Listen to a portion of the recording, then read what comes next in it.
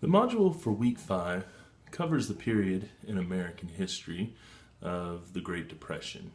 And in terms of the context for this class, we are going to look at the relationship between the Mexicans, the Mexican Americans, and the rest of the United States as the economy hits this ultimate low. So the period that's covered is between 1930 and 1940, and so you'll read chapter 6 in your textbook.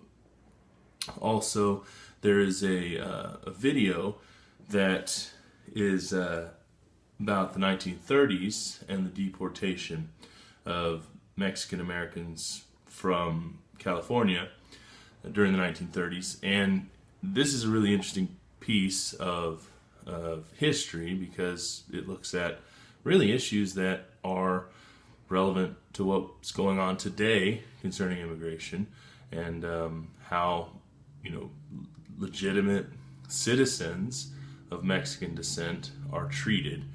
It's just a clip, but it does give the first-hand personal testimonies of two individuals who experienced it at the time.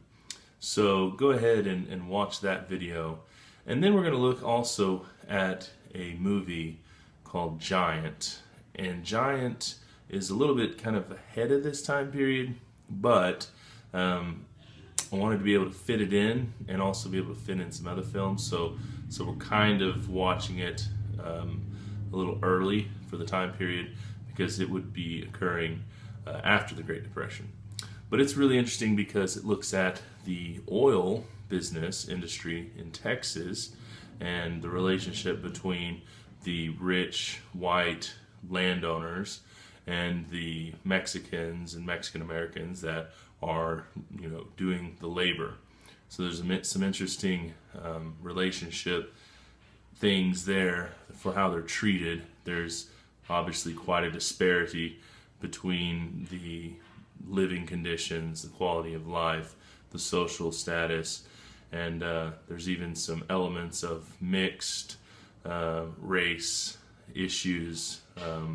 One of the guys in the movie has a child with a Mexican person, and that creates quite a dilemma, as you'll see. I'm getting a little stuttery because I don't want to give the movie away. Just watch the film. It is long, though. This is actually the last movie that James Dean was in before he died, but Rock Hudson is also in the film. It's a good movie. It's not like movies today, so I know it may not be very easy to tolerate some of the slow burn aspect. I mean, it is 3.5 hours long, and I know in our current culture, movies move a lot faster, but just relax, watch the film, and since you're not necessarily looking at it for entertainment's sake, keep a very sharp, keen student eye for how the Mexican Americans are treated in the movie.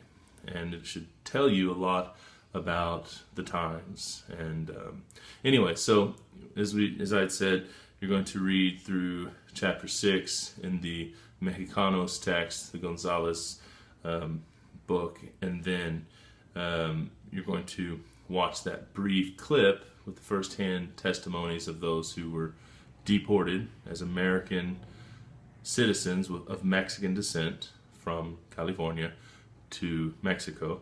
And then you'll also watch the film Giant. So this week we will not have a discussion, but you could write about Giant, and I think it would be a good film to write on.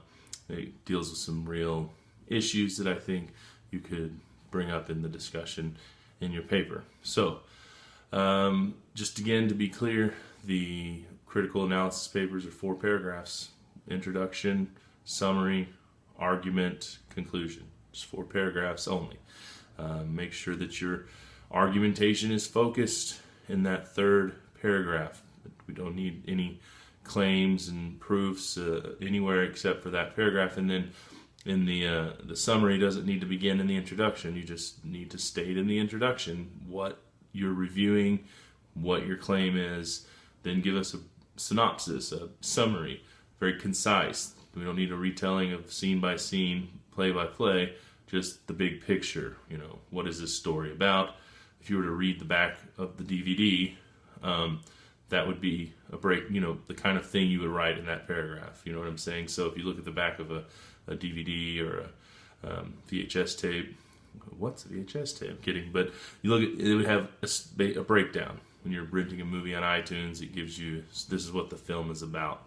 It doesn't give it all away, but it gives you enough information to know whether you want to watch it or not. So that would be the kind of thing you put in a summary. Same thing with if you were giving a summary of an article. You would just give us the main points, the thesis. What is the overall? What's the 30,000 foot, you know, snapshot of this work? If you only had 2 minutes to tell, you know, the world, what would you say in 2 minutes if you couldn't tell them anything else about a piece of article or a piece of work or literature or whatever? So again, introduction, state the material being reviewed, give your claim. Second paragraph, summary. Don't tell us the whole story, just tell us the main points, what it's about. The next paragraph, you're going to prove your thesis. You're going to make claims and support them using material from whatever you're reviewing.